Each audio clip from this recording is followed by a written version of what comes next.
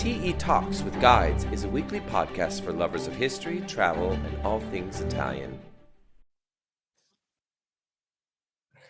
Welcome back, everybody, to TE Talks, sponsored by Through Eternity Tours. I'm your host, Rob Allen, and on TE Talks, we get to talk with some of the most fascinating people who make a living out of being wonderful storytellers. And please remember that if you enjoyed this podcast and the other ones that we've done, please remember to write a review and give us 5 stars. It always is helpful for us. It's extremely helpful to get the word out and to let other people know about who we are and what we do. So I'm very excited to be able to have a special guest join us today, Carlotta, and she is going to be representing one of my favorite and probably one of the most beautiful lakes in the world. Carlotta, ciao, how are you? Oh, hello. I'm fine. Thank you. Thanks. And you? I'm great. So you are a wonderful expert of wines and foods and of guiding people around Lago di Como. So yes. Please tell us a little bit about who you are and how you ended up working in this industry. So I've always been interested in working with people. It's my joy of life, let's say. So in 2014, I decided to start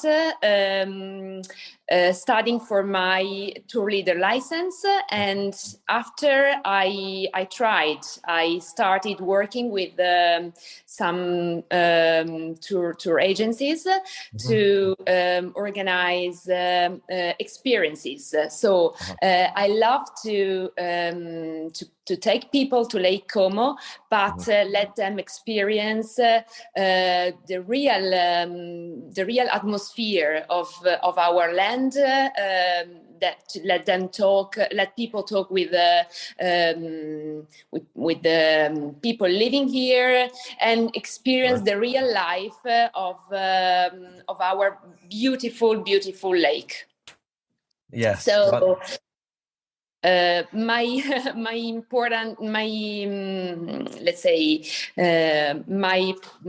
first love has always been food and wine. So for this reason, I mainly concentrate on food and wine tours around the lake and in the area next to the lake, which are very, very rich in these for these experiences. But of course, the lake remains the most important and beautiful corner to visit. So boats, villas, and beautiful gardens, and so on. Yes. I really appreciate that. I think when I'm traveling now, I'm in Turkey. I think when you have the experience with someone who is a native of the area or a person who does live there, it makes that kind of experience that much better, brings it up to an entirely different level. And I know that a lot of people who maybe travel to Italy, fall in love with Italy several times, then they decide to try to hit out the Lake District, which in some ways is kind of a godsend because it's busy and it's famous, but it doesn't get overwhelmed like the Amalfi Coast. But I don't know if people even know. I was recently in Lago Maggiore, but I have a great love of Lago di Como because, they're just stunningly beautiful. The water is so pristine. And the fact is that the mountains are right up to the water. These are in an area near the Alps. It's just so dramatic. And the environment is perfect for, as you said, these beautiful gardens that one can experience. And in our YouTube video, we talked about Lago Maggiore because I went to Isabella, which was stunningly beautiful. I'd never seen something so lovely, but I have a great love for Lago di Como because I happened to visit it with my parents a few years ago in this stunning hotel across from the town of Bellagio called the Grand Hotel Tremezzo. So top notch. I have never experienced a place like that in my life. And so I long to get back to it. Just to ask you, Carlotta, now I think you also said, because you've been involved with food and wine, that you and your husband, do you not also have a restaurant that you guys are involved in? Yes, we have a restaurant in a small village on the shores of the lake, and we run it together. It's really exciting because we try to find very small local producers, local wines, and to give an experience, a local experience through our products and our wines. We like to tell the story of the artisans back to the product, let's say. That's such a very important movement that's going on nowadays. And of course, when people come to Italy has some of the best food in the world. So to have this is just exceptional, I would think. Now, can we talk about I'm going to get to the boats in a second because you and I had a lovely little conversation about them.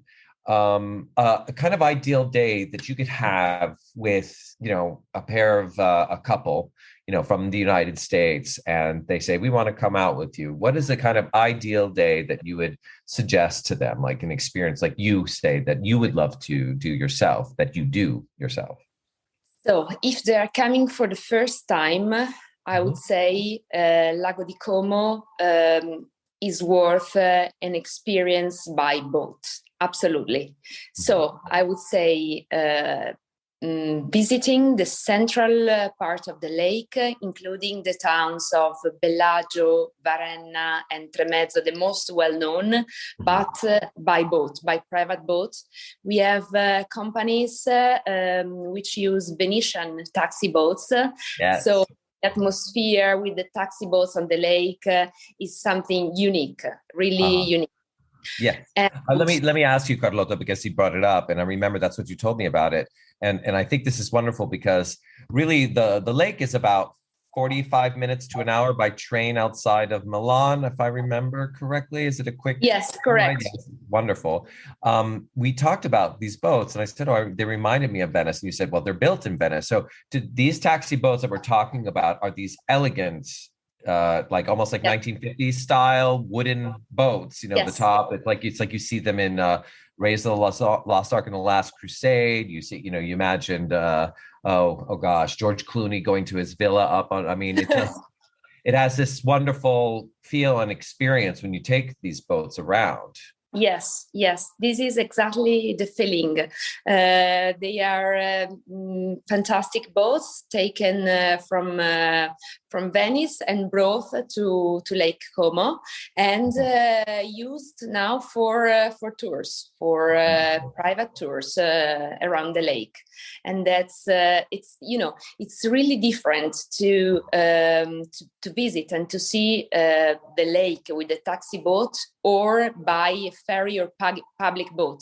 The view is completely different. The atmosphere is completely different. So I always suggest to book a taxi boat with driver and let him show the lake from the lake in this sense. It's absolutely amazing. Oh, absolutely. Because when we did the Lago Maggiore video, I was with my partner and his family. And I remember we were in the big ferry, crowded with people. And I remember looking longingly at some of those boats that were also Lago Maggiore. So it really does have a whole different effect and feel. And I think a lot of people, when they do want to come out to Italy, they want to feel a fantasy about what their idea of it would be. And I think this is kind of one of those ways to do that, to have an exceptional experience.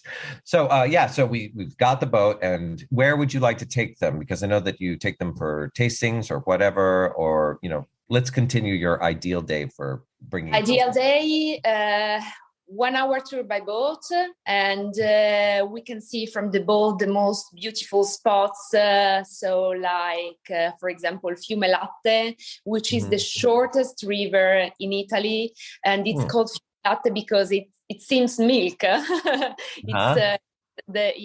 It's so steep, and the waterfall is so so fast that it seems milk. That's why it's called fiume latte. We can see, for example, another beautiful waterfall, very, very interesting and fascinating in Nesso. Some villas. I cannot forget the villas like Villa Carlotta with these amazing gardens with azaleas, rhododendron, and colors.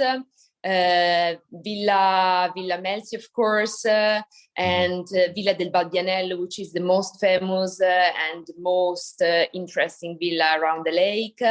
So you can see all of these spots by boat.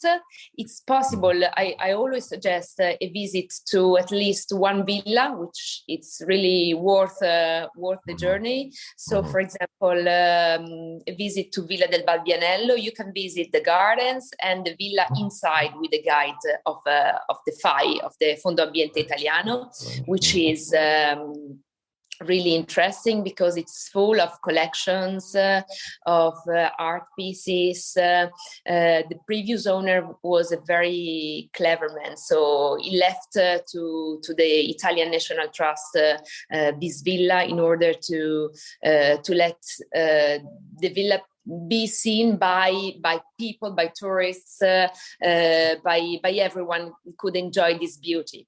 And another very interesting point for the tour is a good lunch. I mean, good lunch in a very nice spot with good food and good environment. So I have some favorite restaurants, of course, where I can go with my guests.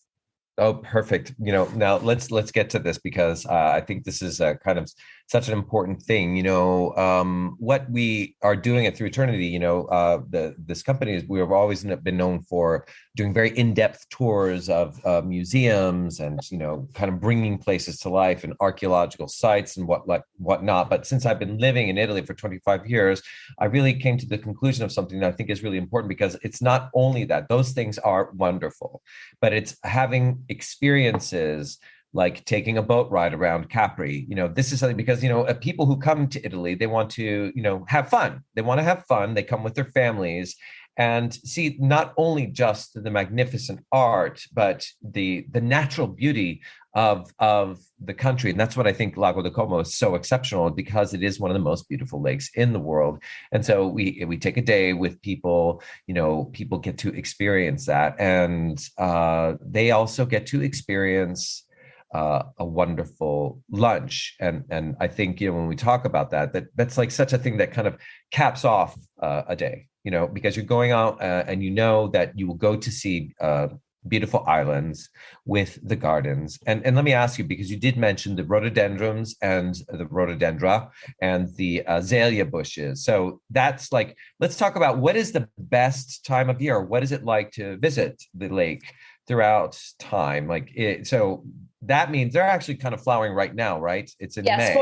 For flowering, for blooming, it depends on the climate, but I would say mid of April, end of May, it's the best period to see the bushes blooming. Yes, these fantastic colors.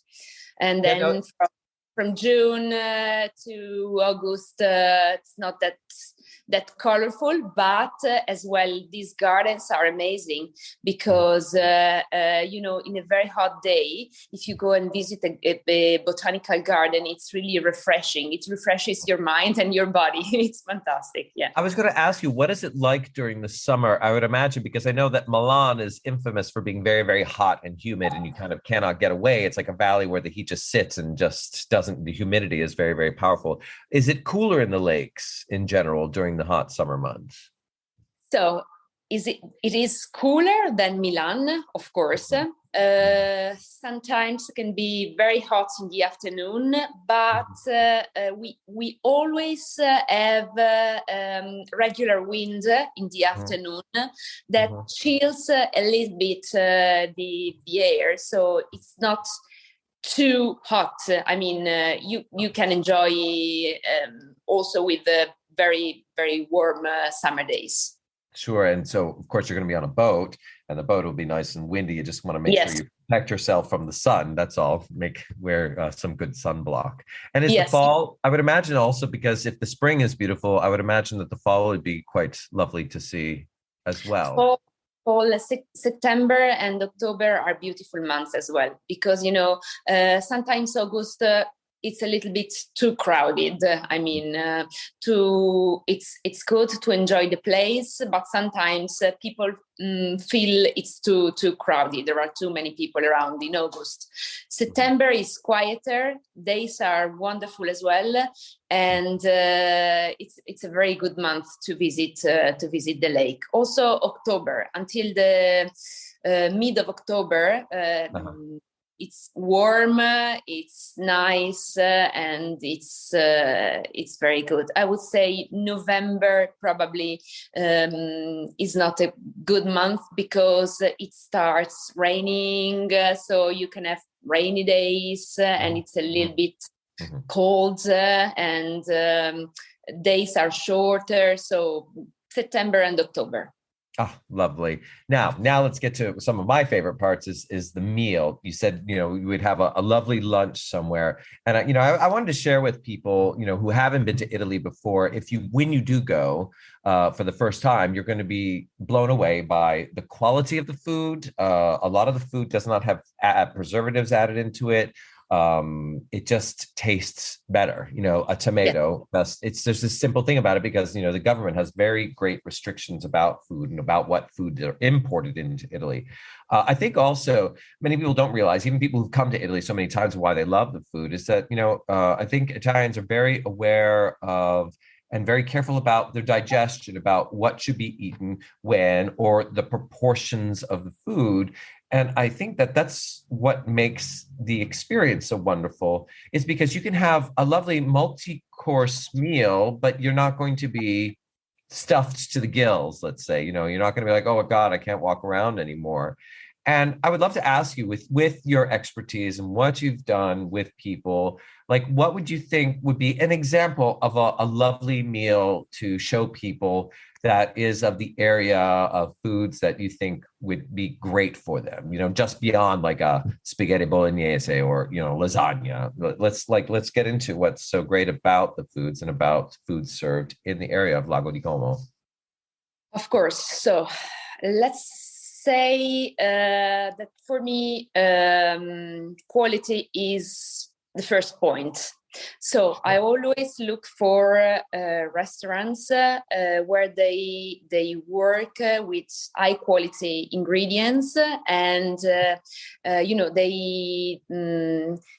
leave the ingredients at their freshness. They don't treat them too much or frozen, defrozen, and so on, and they can damage the ingredients. So they work mainly with fresh ingredients and seasonal ingredients. That's important. You cannot have tomato in December. They won't taste. They won't. They will be like water in your mouth. Or you cannot have strawberries in January. Not possible. So I prefer to work with restaurants. They care about seasonal ingredients and fresh ingredients. They don't have, let's say, 20 proposals of first courses, 20 proposals of secondi piatti, 20 proposals of antipasti, because it's not possible when you work with fresh and seasonal ingredients. But the taste is really different from let's say the other kind of proposals. So, for example, we have very interesting dishes we can try with our lake fish. Lake fish can be a starter, marinated. There are several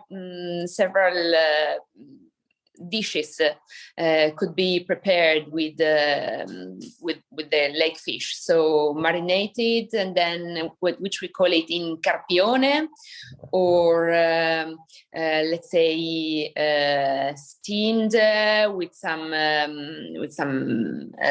like salad, or also fried. And then we have a typical product which is called misultin, which is a fish which has been, a very small fish called agone, which has been dried in the sun and then preserved with salt. Usually in restaurant is prepared with gnocchi or with pasta, because it's in small pieces, because it's very concentrated. So it needs to be cooked, to be blended, let's say, with gnocchi or with pasta. It's very, very nice as well. Or baked fish like the lavarello, which is our white fish from the lake, baked in the oven. It's or grilled. It's very nice as well. So we have also a great influence from the mountains, from the mountain cuisine. So, for example, cheeses. Noodles with buckwheat, made with buckwheat, meat, stewed meat, different kind of vegetables according to the season. You can find, if you're lucky, in spring, summertime, also truffles, because in some parts of the lake it's possible to find the black and the summer truffle. So sometimes also truffle is used for primi piatti, like tagliatelle with truffles, or also in some restaurants also with the meat. They use this black truffle and they cook it with a stewed veal. It's very nice. Wonderful. Oh my goodness. And what about, so to top this all off, what would you suggest would be a lovely regional wine that would go well? Of course it would be white, but I mean, what do you think would go well to accompany this meal that you've just played out for us? What would you choose? White wine. I would choose a Riesling from a local producer in the hills between Como and Lecco. It's not a producer right on the lake, but in the hills, so very close to the lake. And she's a female producer, so that's why my preference also. And she works with vineyards she planted in the 90s. So a Riesling is really intense, perfumed but mineral at the same time, because the soil over there is really mineral. And for this reason, it goes very well with the fish from our lake, especially with the dried fish, the misultin, which is salty, needs something with the body to balance the salty of the fish. So it's this would be my choice. Or if you prefer something lighter, there are also producers producing a very nice and perfumed Chardonnay on the shores of the lake in Colico, with a vineyard overlooking the lake. But that's for the whites. The biggest production here is about red wines. But let's tell you, we have some light red wines that would also go well with the fish. So it's not something you cannot do. If you are a red wine lover, you can also balance the red wine with the fish. Well, that's good, because there are a lot of red wine lovers. Yes, I know. Yes, that's lovely to know. Well, now I am dreaming of going back to Lago di Como, and I don't know if I can ever express to people, maybe hopefully they can get a little bit of a better understanding of this, of what kind of an exceptional experience it is. It truly is unique to go to the Lake District. And of course, Lago di Como is probably one of the most beautiful. Maybe we're both a little biased of it, but and I'm desperately hungry because it's about 12:15 my time, and you've described a wonderful meal that many people see. There's so many different foods that are offered in Italy that I don't think people kind of think of. The fish is exceptional. Fresh fish there's nothing like it when you have these special local plates, and of course the wine. I can't thank you enough, Carlotta. I think this is a lovely little taste of kinds of things that you can offer when we have people come out to visit Lago di Como, or come and visit you specifically and go on a beautiful Venetian boat on the lake. I thank you so much for your time. I look forward to meeting you in person and coming out there as soon as possible. Yes, with pleasure. And thank you so much. Yes, exactly. We'll see you on the lake, and thank you so much for making this time. Ci vediamo presto. Grazie mille. Thank you. Thank you. A presto. Ciao. Ciao, ciao, ciao. Thank you for listening to our TE Talks with Guides. We have a new episode every Wednesday. Please subscribe to get an alert when each podcast comes out. Rate us and tell people how you enjoyed it, and share it on Instagram, Facebook, or Twitter. Most importantly, if you enjoyed it, send us a feedback about the show.